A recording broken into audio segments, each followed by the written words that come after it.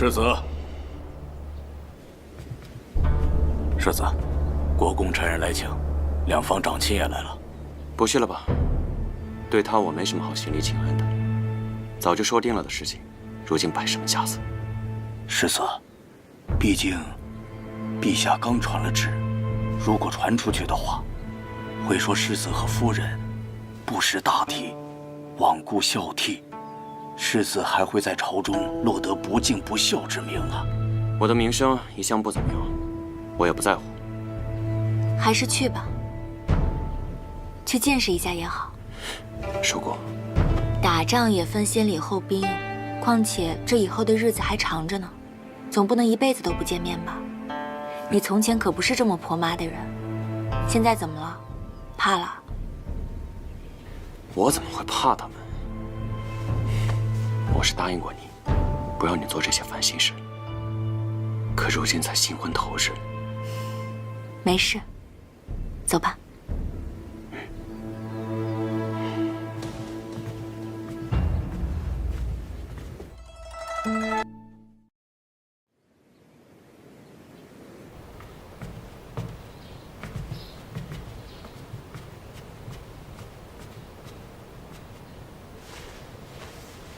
你们先去给惠孙敬茶了。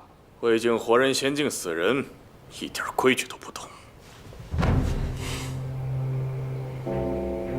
实在不知诸位长辈在此等候多时，只是死者为大，勿忘故人，是陛下在围猎时便曾表露过的。好利索的嘴皮子，茶都等凉了，头日过门就这么侍奉长亲？是啊，这茶都等凉了，还是请侄媳妇儿再重新沏一壶吧。上来。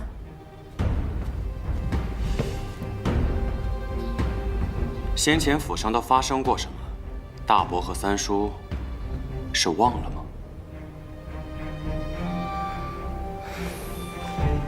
仪志堂和英国公府自我娘头七便分了府，人走茶凉，这不应该的吗？可是你别忘了，你还是英国公府的世子。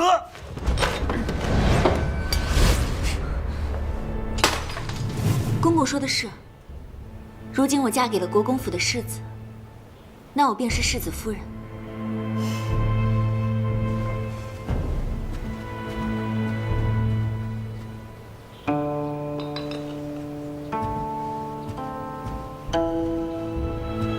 公公请用茶。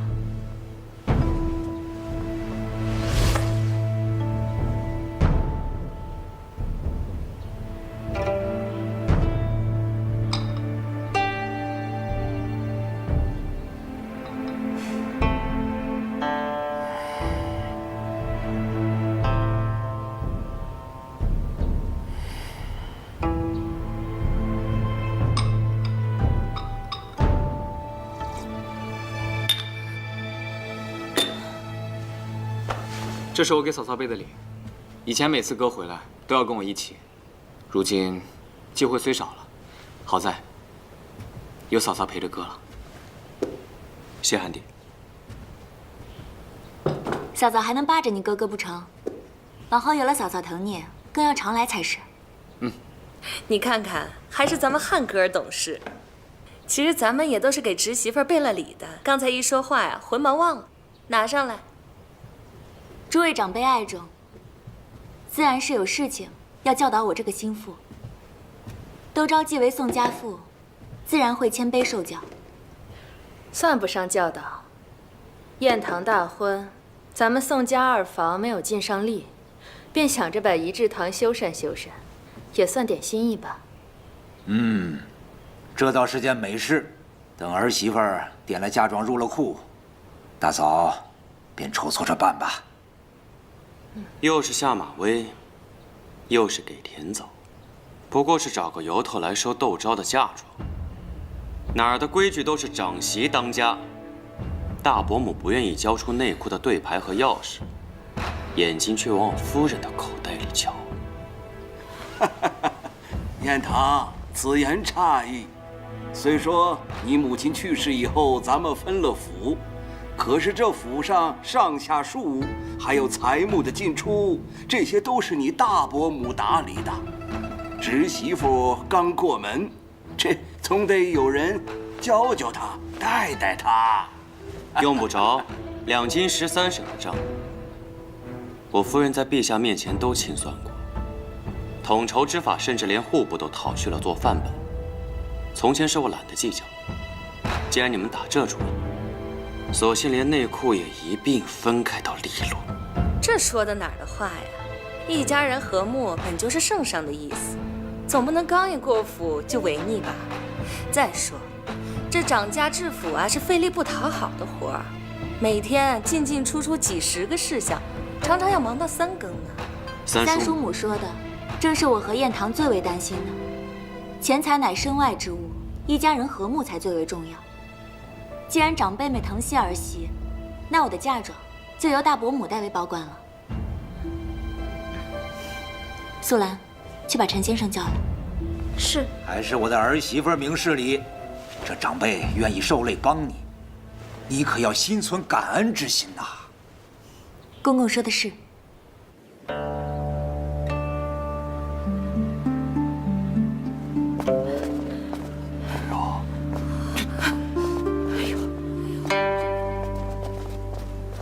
你的私产不都折损在福亭了吗？是啊，只是野火烧不尽，正巧要赶上了春风。苗家做的土豆生意，有我80%的本钱。小姐，刚才我已大略查过，约7万两。张姐姐独具慧眼，今年的分红都在这儿了。你是说这7万两只是分红？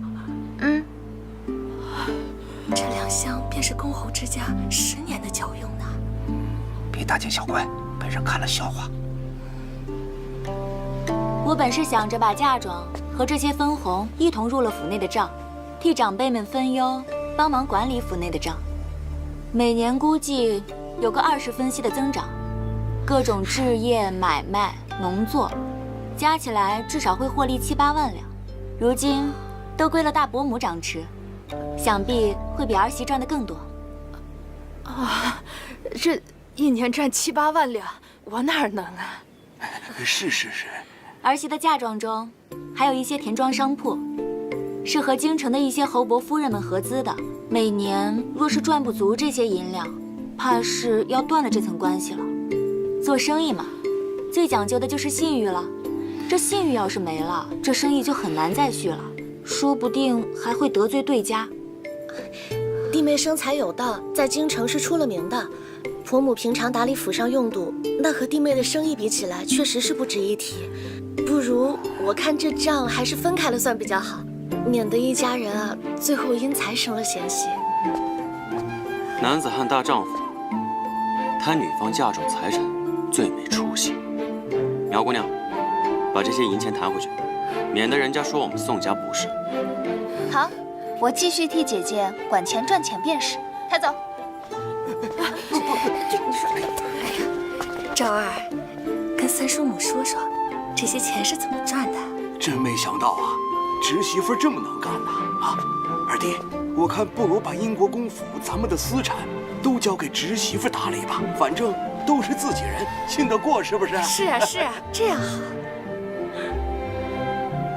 大伯有命，本是不敢推辞的，只是若公公不点头，我身为心腹，实在是不甘无命。二弟，二哥，我懒得管了。不是，哎，二哥，二弟呀，二弟，二哥，你别不管啊！弟妹，你这生意可否也给你大伯家和三叔家留个席位？是啊，赵二，咱们手上都有些积蓄，我们都拿。我还当他是暗亏朝野的辅佐之才，一起赚点。没想到后宅争斗也是一把好手。我知道世子是护着小姐，只是定国公和蒋夫人之死，乃一脉连枝啊。偌大的内宅，无非就是从钱财的调度和仆人的言行之中去查。小姐争掌府之权，也是为了世子。现下笼络人心，对牌，自可水到渠成。对呀。二弟呀，这件事你可不能不管呐，这可是7、8万两银子。这俗话说这个利字当头嘛，啊。对呀，咱不用怕，这对牌不是还在我们手里吗？是啊。我平日薄待你们了吗？他才进府1天，就把你们全都给拿捏了，不，愧对列祖列宗。这尸骨不化。哎呀，走了。我说哥，你怎么和钱过不去呀？老三呐，别跟他啰嗦了，快出来！哎，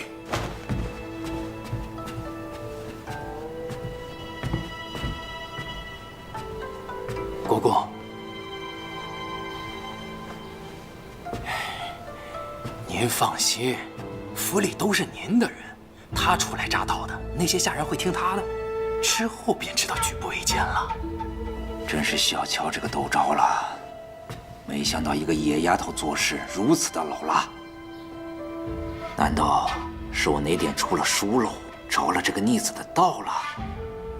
全京城都知道我们父子分府如同分家，大伯母、大伯媳妇儿还有三叔一家，你也不用操心他们那点家当，最好以后也不用跟他们来往，免得气坏了身子。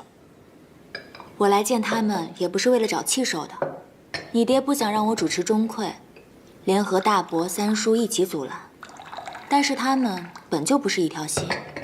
大伯、三叔唯利是图，大伯母外强中干，三叔母更是七情上脸。他们表面上服从你爹的安排，实际上都有自己的小心思。唯有大伯媳妇儿明白通透，怕是知道夹在你与你爹之间做桥梁，这笔买卖做不成，他可以是我们的突破点。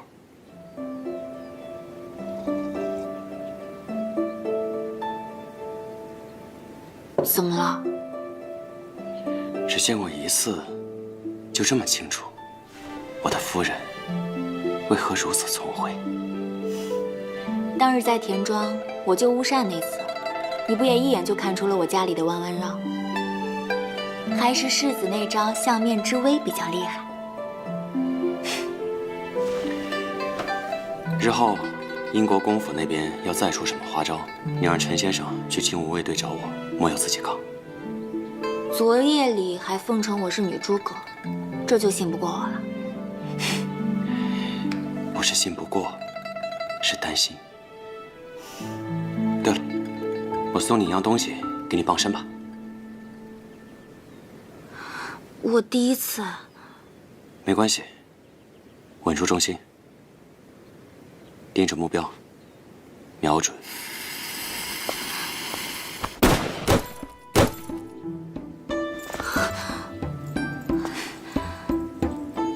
这比过年的炮仗还响，小心烫。你眼睛都不眨的。第一次试难免恐惧，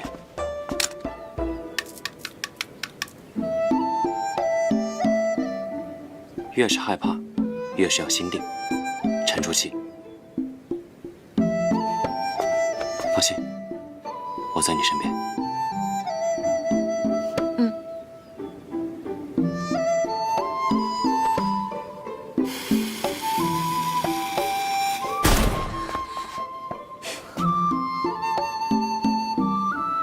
没打中，已经很棒了。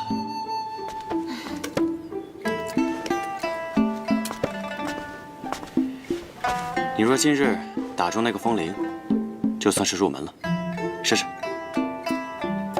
我先去梳洗一下。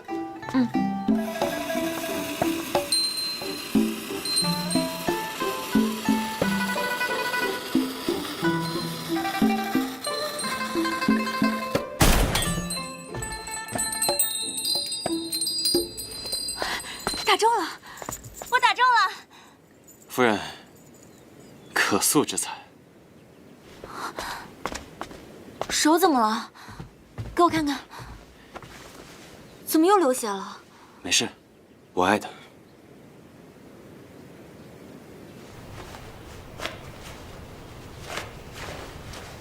燕堂，不是说洗澡我自己来就行了？你这手都伤着呢，结疤前是不能沾水的。我来吧。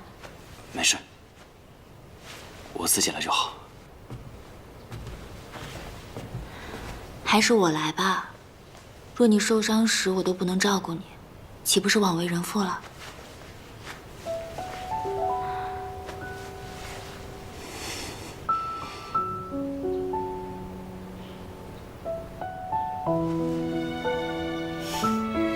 没想到堂堂7尺的宋大将军，还有害羞的时候。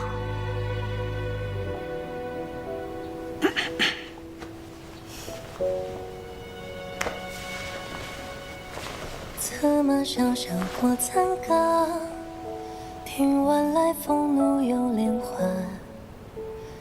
物是云台未消散，余生望你轻若安澜。夜明只是风浩帆。我说我自己来，不是害羞，是怕吓着你。有朝只是写一生的傲然，为你带花。之前在朝文书铺，陈先生帮你包扎时，就曾说过，你背后满是伤疤。如今居然看到了。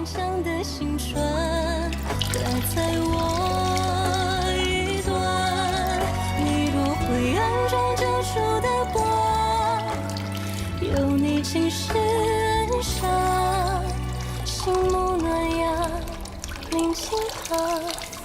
说过，对不起。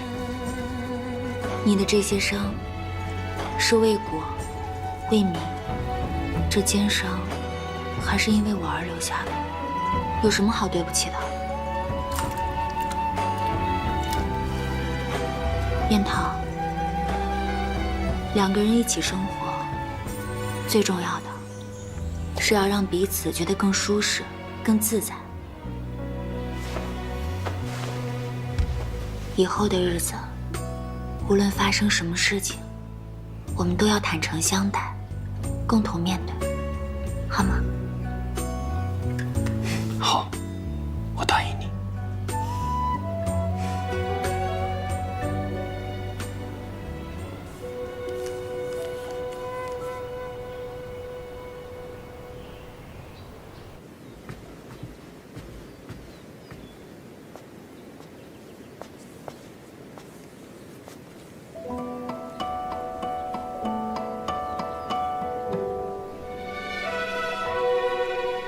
侯爷，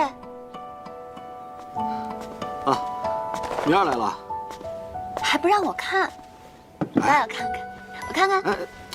明儿，等画完了，你就知道了。不，我现在就想看。哎呀，明儿，这是个秘密。那好吧，侯爷吃个水果。啊，我看看。你不让我看，就不让你看。看看，侯爷，你真是的。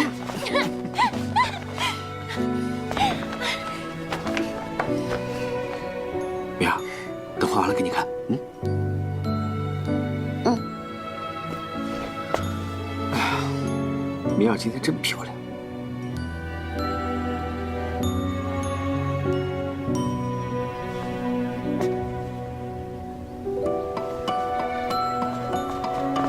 老爷、夫人，给姑奶奶准备的八珍汤好了，该去问安了。问安，一天到晚就是问安，烦不烦？行了，你先下去吧。是。那我去了。辛苦明儿了，去吧。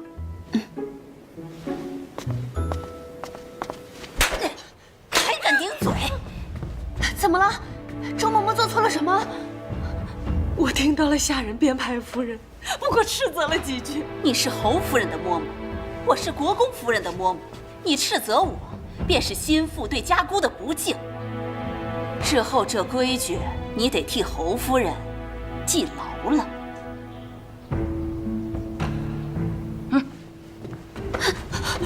夫人，嬷嬷，明姐儿，把汤端过来吧。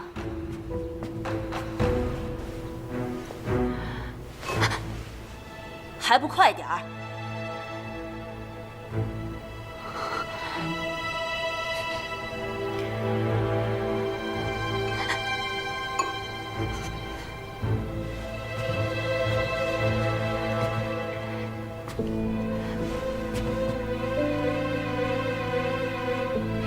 侯夫人，跪地而奉，手举过顶，才是敬重。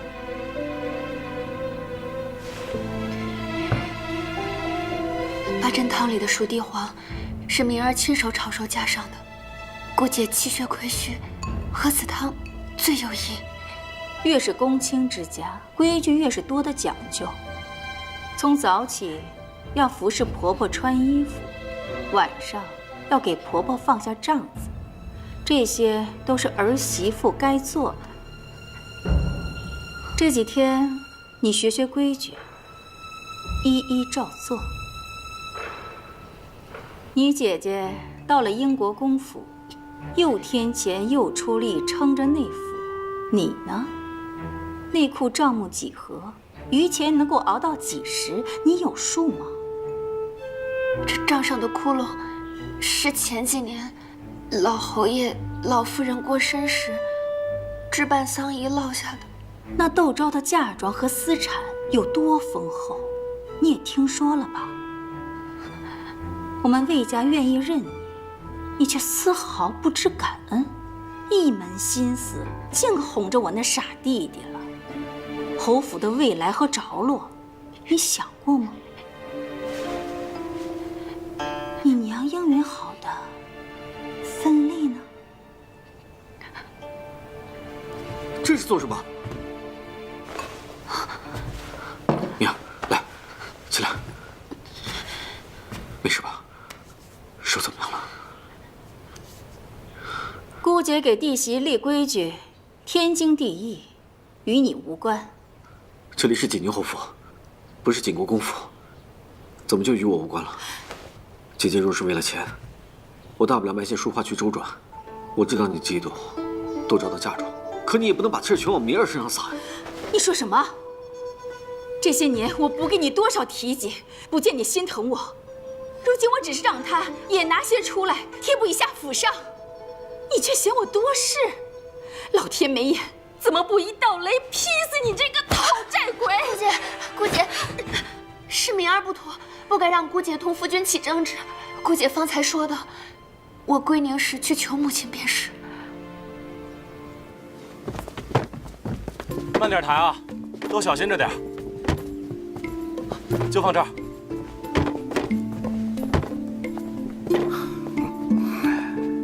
这么多的回门礼，想必京城是头一份啊。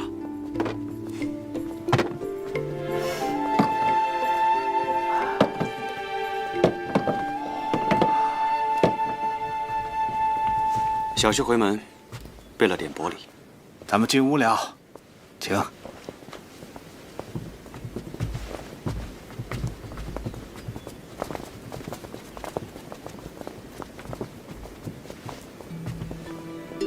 你这是存心让我女儿难堪。不过，你若没了这些钱财，我就不信这宋墨还会这般待你。不像我家明儿和侯爷情深爱浓，根本就不需要这些俗物。你呀，只不过是个可怜人罢了。这些话从夫人嘴里说出来，还真是新鲜。钱财难赚，情爱却易逝，这个道理还是我昔年从夫人身上学到的。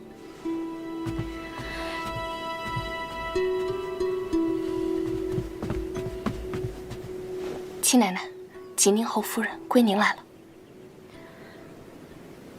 这么多年，母亲容颜不改，如今与我不似母女，倒似姐妹了。是啊，你不在这府中的日子呀，我也省了不少心，自然这气色就越来越好了。倒是你才嫁过去几日啊，就已经消瘦了一圈了。那魏廷珍是不是虐待你了？还国公夫人呢，有这么做姑姐的吗？找机会，我一定要好好跟她算账。母亲，侯爷是护着我的，他待我挺好的。哼，待你挺好。前些日子你回门，他带了什么礼？再看看今日，我和侯爷不在乎这些。但侯府平时什么吃穿用度呀？啊，就算他不在乎，他那个姐姐能不在乎吗？母亲，真的不必担心我，姑姐待我也挺好的。行了，别再蒙骗我了。魏廷真什么脾气秉性我还不知道吗？他若知道今天窦昭有这么多嫁妆，那以后你在侯府的安生日子就更没有了。当初命都不要，非要嫁过去，现如今受了委屈又不敢说了，真是个没用的窝囊废。旁人羡慕姐姐的嫁妆，比较议论也就罢了，为何娘也拿这个来奚落我？那我还有什么好说的？自生下来，我在娘的眼中就全是错漏。既然如此，我不来给娘添堵便是。哎，小姐，你瞧这孩子啊，在婆家受了委屈，回来知道跟我吵架了。你瞧他那个性子，跟他爹一模一样。夫人，您不知道，明姐的日子过得实在是辛苦。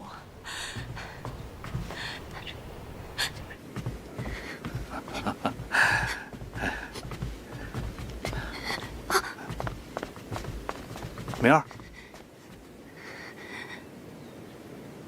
你怎么了？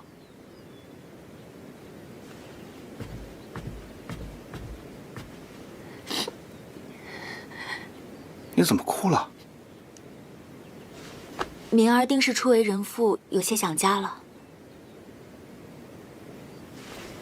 让她们姐妹俩叙叙话，小婿陪您喝一盅。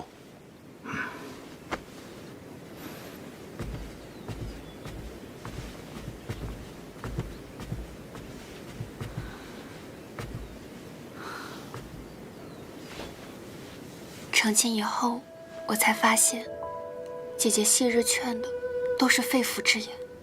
这些公侯之家，没有外人想的那般光鲜。嫡子虚空，面上还要好看。我没有本事，补不上窟窿，也撑不起体面。过去的事情就不要再提了，过好以后的日子才是最要紧的。越是名门望族，这账上的窟窿就越大的吓人，你得放宽心。我的那些嫁妆和这些窟窿相比，简直就是九牛一毛。如今，倒逼我这个后宅妇人从哪儿变出钱来？其实很多内务小事看似不起眼，但这其中有很多的讲头。就像是辽东米软糯，900文一担，而江南的鲜米硬朗，只要700文。做粥2碗辽东米，1碗鲜米，做饭反之，这样粥饭都好吃。这1年下来，也能省个500-600两的进账，一半存到银楼，一半放给茶商，就能赚到上千两。好法子！姐姐，你上辈子一定是个财神。而且啊，家中的置业也得理一理了，就像是亏了几年的酒楼、粮铺，就一狠心卖了吧，再投些实心的香粉铺，成不必了。明儿，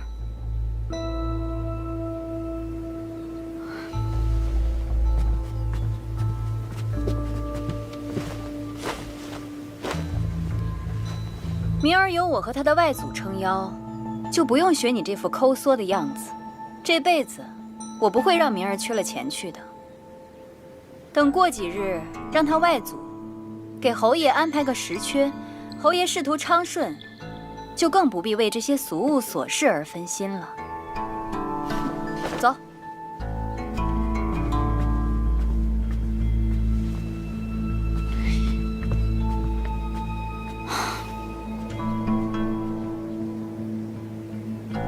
娘，您适才说的可是真的？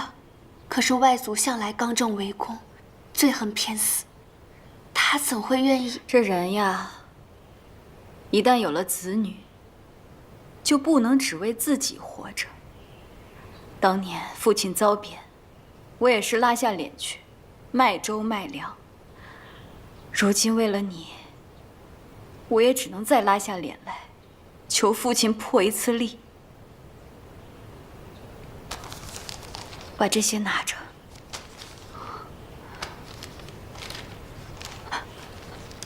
娘，这些我不能要。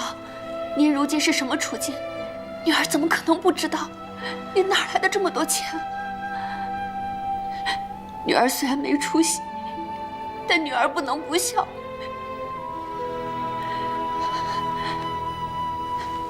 土匪放钱可是大罪，朝廷又查得严。娘，咱们再想想别的法子，好不好？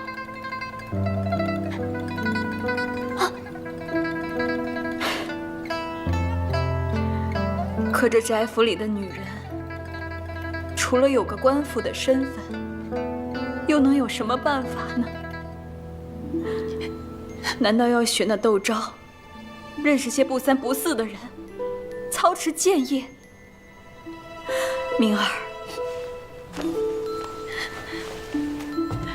你记住了，你是侯夫人，永远不要做那样的事情。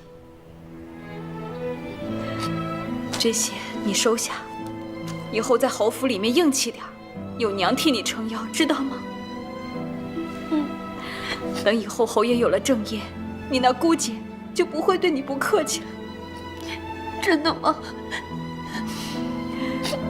到时候娘也就放心了。娘，傻丫头。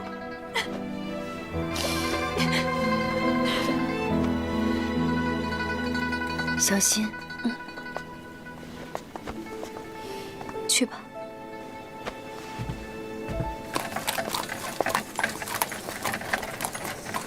夫人嘴硬心软，实则疼爱小姐至深呢。给侯爷谋差事，又要上上下下打点一番。从我司库里再抬一担出来当掉吧。是。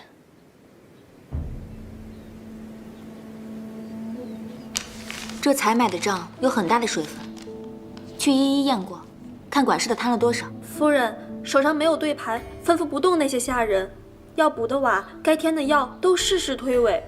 如此下去，是逼我们自己掏钱供府里开销。这只是其一，其二，夫人每日的言行，总是有人鬼头鬼脑的查探，晚上就去了国公府，我都一一记下来了。这些下人都是听命于国公爷的，我们在英国公府成了不速之客了。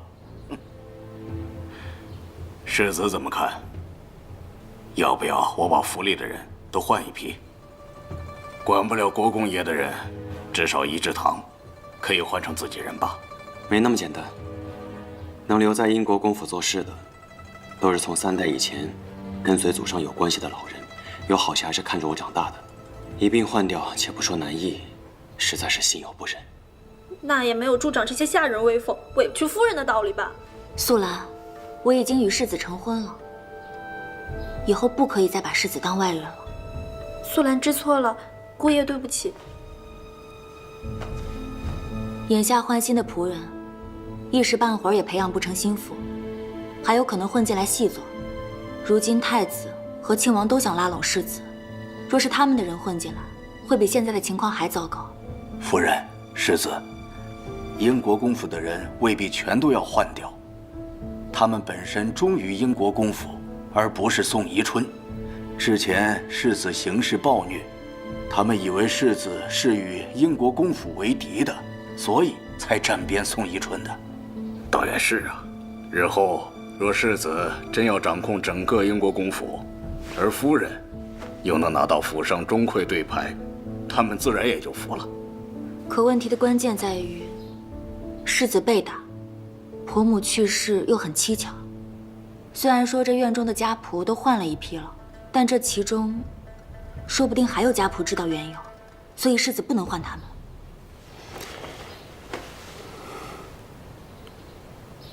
世子觉得我说的不对吗？夫人方才责备素兰不能把我当外人，那你刚才叫我什么？燕堂。再说一遍。燕堂。哎呀，他们都在呢，干什么呀？马上不在了。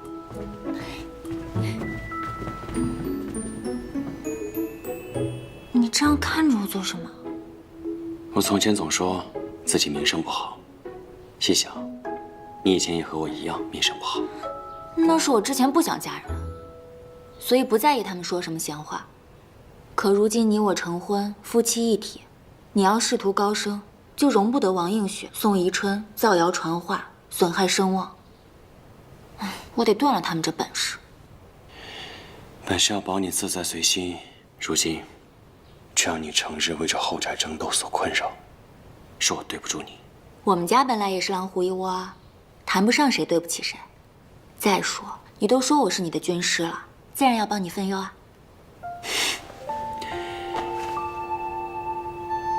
还军师是吧？军师怎么了？都是你，干嘛呀？这是说点正事，你看你。你在这个房间聊的那些事就不是正事。那这个房间聊的什么是正事？叫夫君。宋墨。愿如海苍月，如蝶莲花间，如芥末淡，如新鲜晕开思念。如朝日等飞燕，金戈追长鞭，百战不厌。我说姑爷怎么一直黑着脸呢？原来是咱家姑娘没改口。真没想到我们能在一个府里当幕僚，感叹前几个月我们还是敌人呢。世事难料啊。我在想啊，若是当日攻城之时那一箭没有射歪，会如何？哎，老弟啊，你看这伤疤还在呢啊。嗨，陈先生，咱们仪制堂有上好的甘露白，正好小酌一赔罪。好，请。请。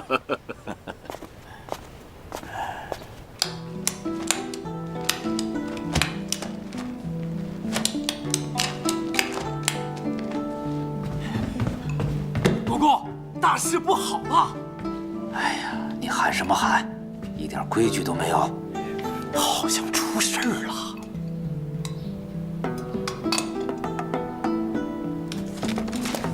整个仪制堂都在搬运货物，香樟木箱子里装着满满当当的都是银票，6、7个人在花厅里打算盘，连口水都没工夫喝。就往年国公府结账时，也就是1、2天就完了。那得多少天庄啊！窦家虽然是出了名的商贾出身，但也不至于有这么多的家财吧？是啊，赶紧给我盯紧了，查一查，到底是怎么回事。是。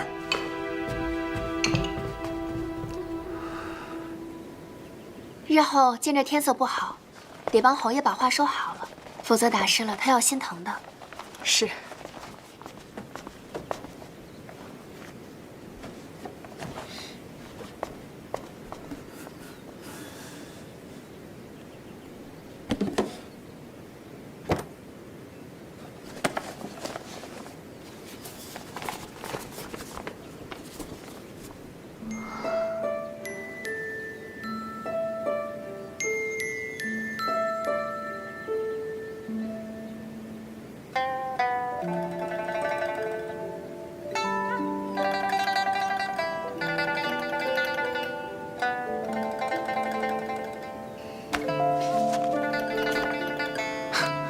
怎么样？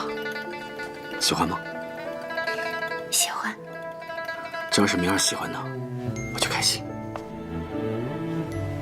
这是佩锦上次画的吗？对啊，这不是要给你个小惊喜吗？真好看。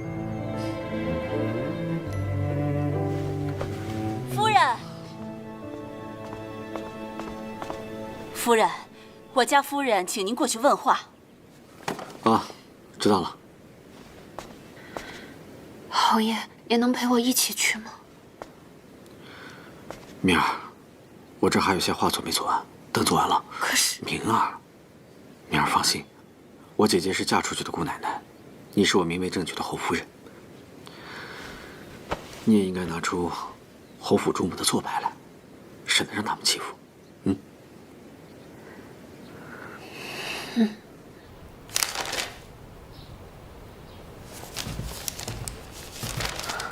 姑姐，你自己看看，哪有一点当主母的样子？这账册亏空这么严重，你是怎么做的？真是家门不幸！要没你替嫁这种事，我们侯府至于到这般田地吗？你哑巴了？姑姐教训的是，我娘上月刚提了些银子，这才没过多久，我想着府内的开销能否再节省些？省什么省啊！我们堂堂侯府就靠你这几两银子过日子，你这当主母的说出去不怕被人笑话？若府里只有开销，没有进项，再厚的家底也会坐吃山空。所以，我母亲去求了外祖父，给侯爷谋了个5城兵马司北城副指挥使的差事。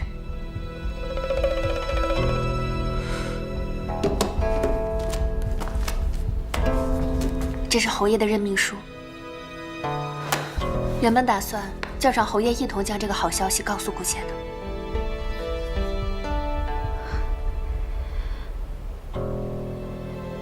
这还差不多。